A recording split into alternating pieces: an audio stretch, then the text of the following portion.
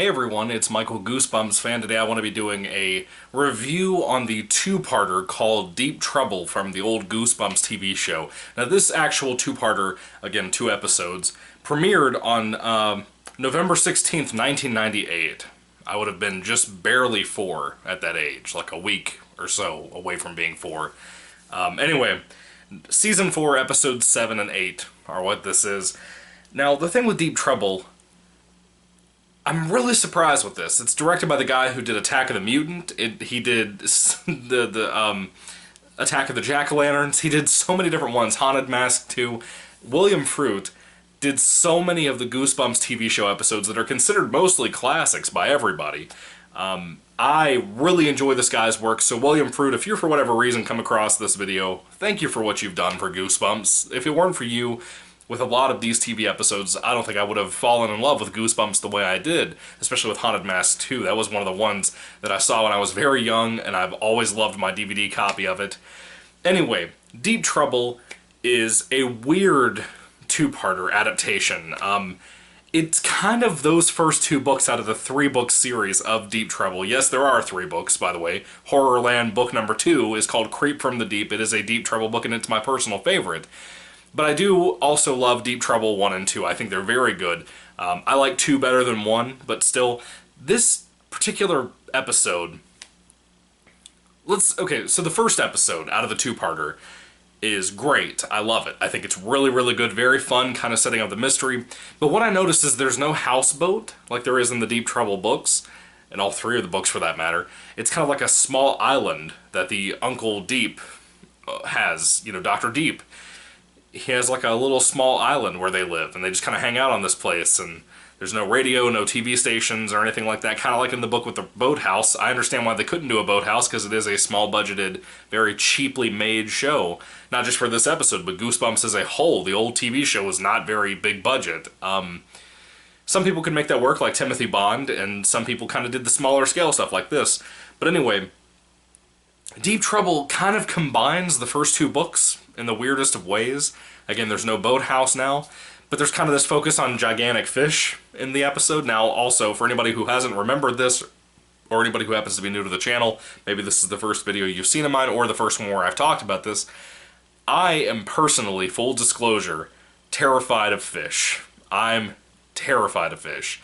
So you can imagine how I felt reading Deep Trouble 2 specifically. Deep Trouble 1 bothered me. Creep from the Deep was creepy because it was more supernatural than anything. But Deep Trouble 2 genuinely scared me. It was a creepy, freaky book. If you're terrified of fish and like sharks and stuff, Deep Trouble 2 ain't gonna be for you. Deep Trouble 2 is very fun, but man. Anyway, this book has a big focus on the whole gigantic fish experiment chemical thing from that. Basically, you have a boy and a girl named Billy and Sheena who are on vacation seeing their uncle Dr. Deep, who is a scientist, a marine biologist possibly. I don't really know exactly what he is, I just know he's like a doctor that's interested in science and stuff. Anyway, he has like lab partners and stuff, mainly one particular guy named Ritter, and they're kind of gone at the current moment. Billy and Sheena play pranks on each other about like sharks out in the water while Sheena's fishing and stuff like that. They happen to find a massive tooth, like a big old like shark-like tooth, out there on the beach. They take it in with them. And they end up trying to look for Dr. Deep to try to show him that tooth. They end up going around the house. They can't find the housekeeper. They can't find Ritter, the assistant, whatever, to Dr. Deep. And they end up trying to look for the doctor himself. They go down into the basement where the lab is, that they're not supposed to be going into anyway. And they end up making some messes down there. You have some really horrible CGI in both episodes. In this first episode, you actually have the really, really bad CGI of just a fish in a tank that you can tell has just been like a sticker put onto some film floating around out in the water. It's literally just like a piece of paper. It's not even like a practical piece of paper. It's like digitally just stuck onto the film. It's really, really ugly. It looks so fake. It has like CGI bubbles coming out of its mouth. The mouth isn't opening. It's just literally like, it's not even swimming. Like the tails aren't moving. It's just kind of like, it's like my hand, like just doing this, like back and forth and stuff. It's really awful for the swimming nature of that fish. Anyway, progressive onwards. So, the second episode gets worse with the CGI, right? The acting is fine, in my opinion. It's not really anything big or anything outside of the box of what Goosebumps typically offers from the TV episodes. The second episode's CGI is so horrible. Horrible. And it gets so weird in the second episode. One of the big things that's in the first episode that Billy and Sheena find, and again, I'm not going to spoil anything for anybody who wants to see the two-parter, so don't worry about spoilers or anything. One of the big things from the first episode was that Billy and Sheena, when they go inside of the beach house, they find like a trail of slime going through the house, and they can't really figure out what it is. It smells like seawater. Kind of causes a little bit of a worry. They're like, is somebody broken into the house? Like, they don't really know what's going on, even though it's more of a secluded area. The doctor gets home, he yells at them for being down in the basement. That's really the big focus on this, is about the giant tooth of the fish thing, whatever they found. And kind of a small adventure going along with it. I don't want to tell you too much, that's why I'm being weird with this. I don't want to tell you too much. It's mostly an investigation about this giant tooth that could have come up off the waters from another small, distant, abandoned island that they don't really know where this is. And like I said, the whole focus on somebody possibly breaking into their beach house too is kind of in the background of the story. I like the first episode a lot. I would possibly even say loved it. It's just a very fun mystery type setup, has some really interesting things. The second part of the episode, the two-parter, whatever, the second episode, it starts out really great, and like I said, the finale is really weird. Really, really weird. It really gets out there in a way that neither, or any, for that matter, of the Deep Trouble books did. So, it's a weird one, but I like it.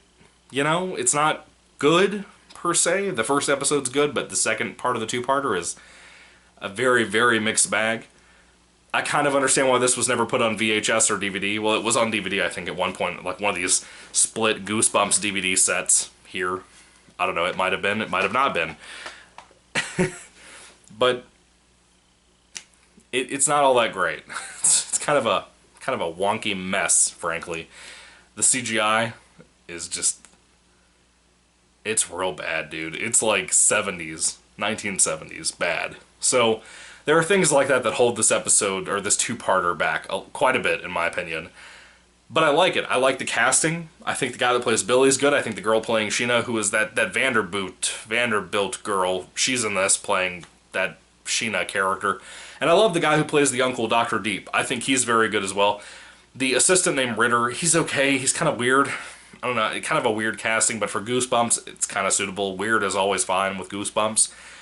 The music is great, as always, for Goosebumps. It's typically never bad for any of the episodes. There's not really a whole lot more to say. You know, the CGI is really kind of insane. The whole giant fish thing is horrific for people like myself, and torturous for people like myself who are terrified of fish.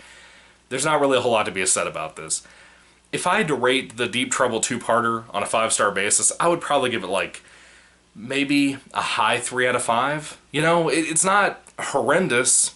It's not boring by any means. It's kind of slow compared to most Goosebumps things, but it's not bad, really, I would say. I enjoy it for what it is. The first time I ever saw this, I had not read Deep Trouble 1, 2, or the third one, Creep from the Deep. So I didn't know anything about what I was getting into. I saw the cover of the original Deep Trouble book that had a shark, or a hammerhead shark, whatever that thing is, and I thought it'd be a shark thing, and it was not. Not the book, not the episode. So if you're looking for that, you're not going to get that. Just going to let you know that ahead of time, just in case you haven't read Deep Trouble yourself. Again, not going to spoil anything for you, but it ain't that, Chief. It's just not. But it's fine for what it is. I kind of recommend, now that I've read all 3 of the books, I recommend reading those 3 books, or at least the first 2, before you come to this episode. You'll kind of, I think, get a little bit of a better grasp on what they're going to try to do here, because it ain't nothing like the books. Ain't nothing like it at all. It's real weird, and it's hard to adjust to. When you haven't seen, or haven't read those books, I would say, it's a little harder to adjust to than it is once you've read them, and you see little things here and there that you recognize as elements from the first 2 books, at least. It ain't perfect, but it's something. You know? Again, high 3 out of 5 for me. I kind of just came home tonight, and I realized not too long ago that there were a bunch of Goosebumps books I had not done episode reviews on from books that I had already read, like Welcome to Dead House, Ghost Beach. This, with Deep Trouble, I just, for whatever reason, had not reviewed the episodes. I guess I hadn't started doing that on the channel at the time. But I wanted to go back and watch some Goosebumps tonight. I don't know why. It's a Friday night. I just wanted to sit down and enjoy some R.L. Stine Goosebumps stuff. I'm kind of in the middle of reading one of the newer books. Not the newer books, but a new book for me to read, to review on the channel, God willing. And I just wanted to watch some Goosebumps. And I think I'm going to watch another episode or two. I don't know. But anyway, what are your thoughts, guys? There's not many things I haven't reviewed episode-wise for books that I've read, because most of the things I've read have been more the modern stuff. I've read like 25 of the original classic series so far and done reviews here on the channel currently. So there's not many that I haven't done videos for already, but I'll get there when I get there. Anyway, thank you guys for watching. I hope that you had a fun time. What are your thoughts on Deep Trouble? The books, the third book especially, Creep from the Deep, which is really spooky, really creepy stuff. I love that book. What are your thoughts on the books? What are your thoughts on this TV episode? What are your thoughts on the Goosebumps TV show in general? Does this happen to be your favorite of all of the episodes? Whether it be the whole two-parter or as one big or one piece of it, I don't know. Let me know. I'd love to hear all that down below, guys. Thank you for watching. Again, 3 out of 5 stars for me. May the Lord Jesus Christ bless you guys today. I hope you have a great weekend. If you're watching this on the weekend still, the people who are watching this currently probably are on their weekend. Anyway, God bless you. Goodbye.